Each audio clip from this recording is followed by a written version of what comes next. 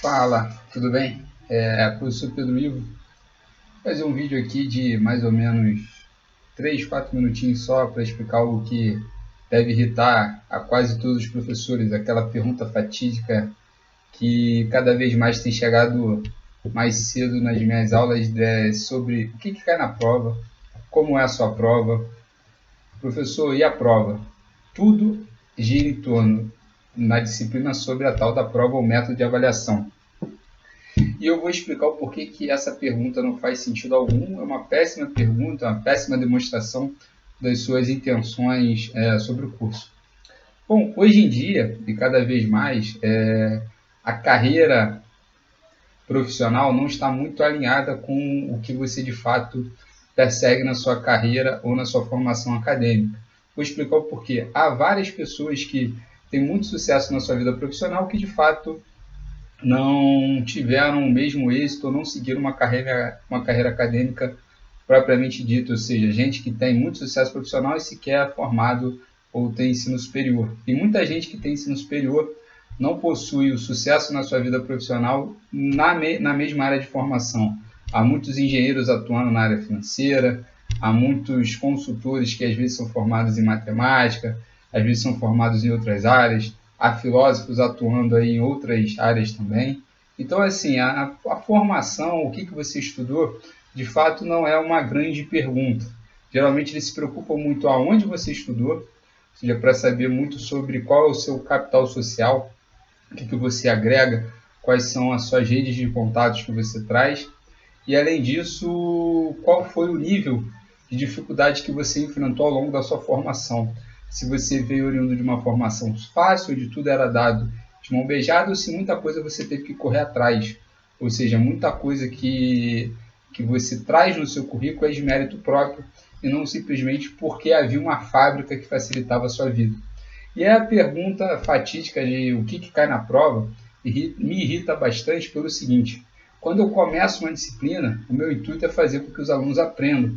E eu gostaria muito que o intuito deles também fosse esse: eu quero aprender o máximo possível para que quando eu termine a disciplina não me reste apenas uma nota vazia no meu boletim e sim ferramentas úteis para o meu dia a dia. Eu sou professor de várias disciplinas, mas tem muitas disciplinas aplicadas e que de fato são bem complexas, às vezes são disciplinas ligadas à econometria, que é uma disciplina ligada dentro do curso de economia, sobre como fazer testes estatísticos para verificar se algumas hipóteses são válidas. Então, algumas hipóteses podem ser testadas e essas que podem ser testadas têm vários métodos. E eu vou ensinando esses métodos, ou seja, formas de validar certos pensamentos, certas teorias que muitos de nós têm, principalmente na economia. A gente constrói algumas teorias sobre algumas variáveis do tipo: será que a taxa de juros tem alguma relação com a inflação? Será que a inflação tem alguma relação com o desemprego? Será que o crescimento econômico afeta o desemprego? Será que aumento de produtividade afeta o crescimento econômico? E se aumento de produtividade está relacionado com salários e se aumento de capital humano está relacionado com uma maior produtividade e um maior salário? Tudo isso pode ser testado com várias metodologias e eu ensino algumas. Então, a pergunta principal que eu gostaria de ver um aluno é: quais são as metodologias importantes para a minha vida? Ou seja, o que eu vou precisar de fato reter da sua disciplina que vai ser útil na minha vida prática? Essa é a pergunta, cara. Você tem que carregar, você tem que chegar ao seu professor a tentar ao máximo fazer uma aderência do que ele está ensinando com a vida prática. Agora, sobre prova, sobre avaliação, eu entendo que todo professor faz uma avaliação para verificar de fato, se o trabalho dele foi bem feito, e outro, se o aluno de fato reteve conhecimentos mínimos necessários para que possa dizer que tem aqueles conhecimentos no mercado de trabalho. Então não faz sentido o professor querer reprovar alunos, e sim ele acaba se auto-reprovando. Só que alunos que se preocupam apenas com a prova e não com o que estão retendo, provavelmente estão indo pelo mau caminho, porque estão fazendo o caminho inverso. Estão se preocupando não em reter o conhecimento, mas e sim em achar uma boa proxy para essa demonstração.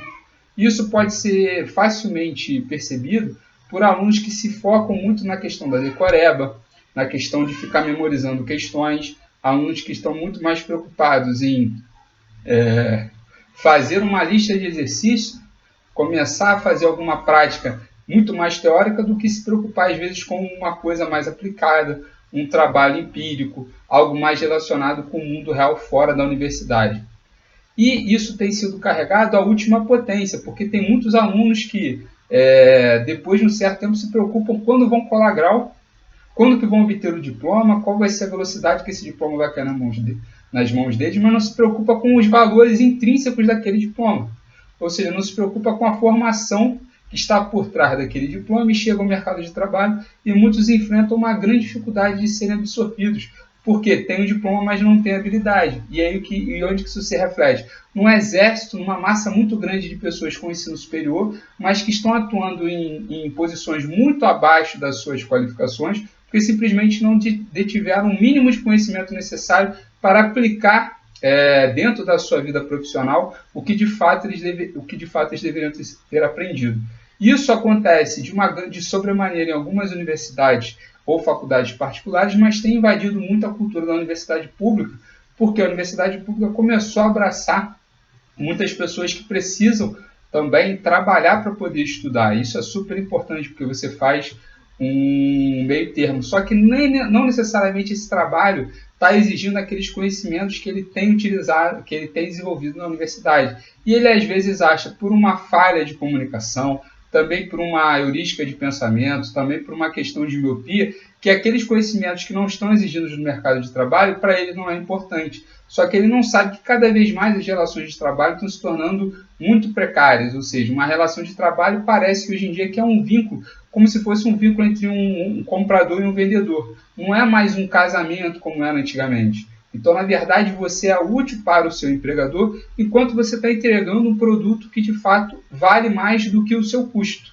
para ele. Na medida que aquele ciclo passa-se por uma transformação nos processos, passa por uma transformação nos conhecimentos. Se você não se atualiza, se você não busca coisas que, às vezes, o mercado de trabalho não está exigindo hoje, provavelmente você vai ficar obsoleto lá na frente, ou vai ter uma carreira estagnada, ou vai ser obrigado a mudar de profissão, ou simplesmente regressar, o que muitos fazem, para a academia e para fazer uma reciclagem. Só que esse regresso, para quem não absorve tantos conhecimentos, é cada vez mais difícil.